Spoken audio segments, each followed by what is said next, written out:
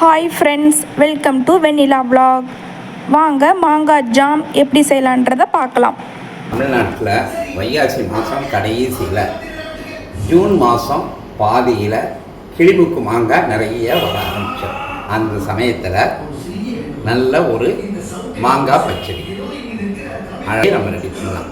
அதுக்கு 2 கிலோ நல்ல செழுமையான கிளிமுக்கு மாங்காய் இப்போ ரெடி பண்ண ஆரம்பிப்போம். மாங்காயை கழுவிட்டு பீலர் வச்சு அதோட துளியை முதல்ல செதுக்கி எடுத்துடலாம். அப்புறம் சின்ன சின்ன துண்டாக மொத்தத்தையும் நறுக்கி வச்சு 30 கிராம் சுக்கு, 100 கிராம் மிளகாய்த்தூள், 20 கிராம் பொடி பண்ணின பெருங்காயம்,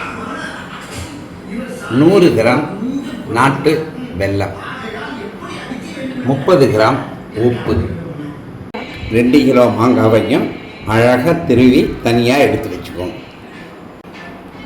ஸ்டவ்வை பற்ற வச்சு அதுக்கு ஏற்றா போல் ஒரு பெரிய பாத்திரத்தை அடுப்பில் வச்சு கொஞ்சம் சூடான பிறகு எடுத்து வச்சுருக்கிற 100 கிராம் நாட்டு சர்க்கரையை அதில் போட்டு லேசாக பாகு பதத்துக்கு வரட்டும்.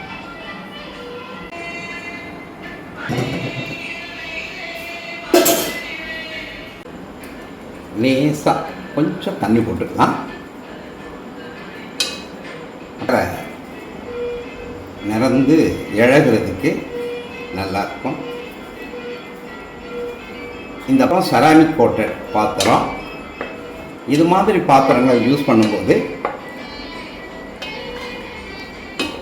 மர கரண்டி, மரத்துடுப்பு, இது மாதிரி மரத்தாலான பொருட்களை யூஸ் பண்ணுங்க.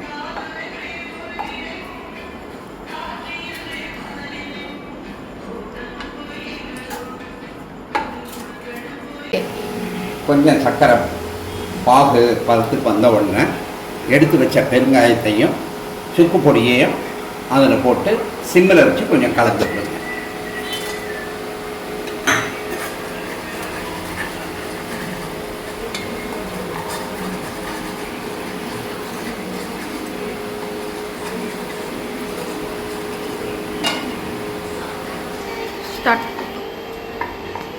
சொல்லிடுங்க. மிளகாத்தூள் ஒரு 100 கிராம்,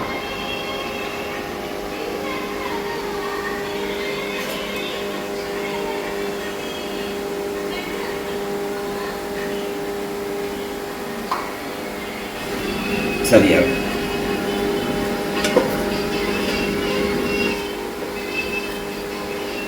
கொஞ்சம் தண்ணி போட்டுக்கலாம்.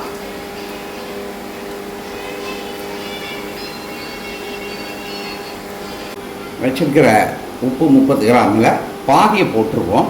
பிறகு நமக்கு தேவைப்படுறதான்னு பார்த்து கடைசியாக கொஞ்சம் உப்பு சேர்த்து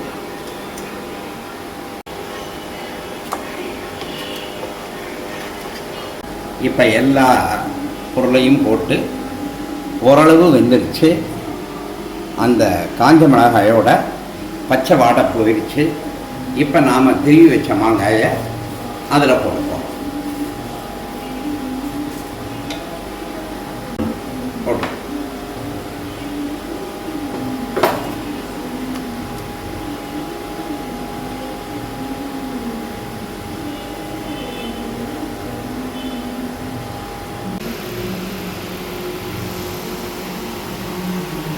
ரெண்டு கிலோ மாங்காய் துருவலுக்கு 100 கிராம் தேங்காய் எண்ணெய் ஊற்றியாச்சு. இப்போது தேங்காய் எண்ணெய் ஊற்றி நல்லா கிண்டி விட்டாச்சு. சிம்மில் ஒரு 5 நிமிஷம் அப்படியே இருக்கட்டும். ஒரு 5 நிமிஷம் கழித்து திரும்ப திறந்து நல்லா ஒரு முறை கிளறி விட்டு திரும்ப மூடி வச்சிடலாம்.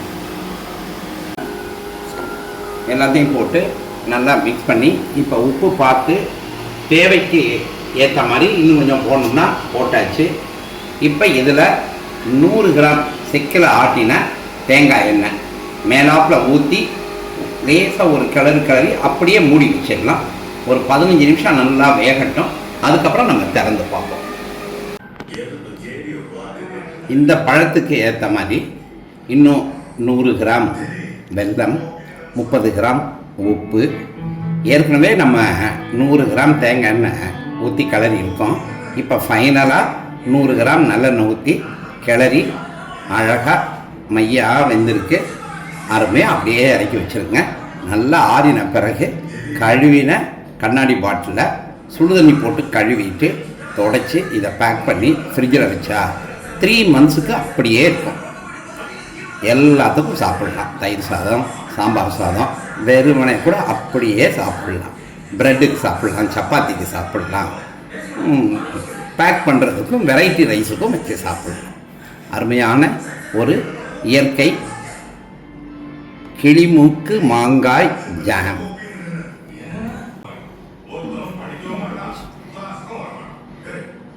இதன் பெயர் நம் நாட்டு கிளிமூக்கு மாங்காய் ஹோம்மேட் ஜாம். இதனோட ப்ரிப்பரேஷன் எல்லாமே என்னோடய கிராண்ட் ஃபாதர் தான் ஃப்ரெண்ட்ஸ் ப்ரிப்பேர் பண்ணாங்க. நீங்களும் ட்ரை பண்ணி பாருங்கள். சப்ஸ்கிரைப் பண்ணாதவங்க சப்ஸ்கிரைப் பண்ணுங்கள். Thank you friends.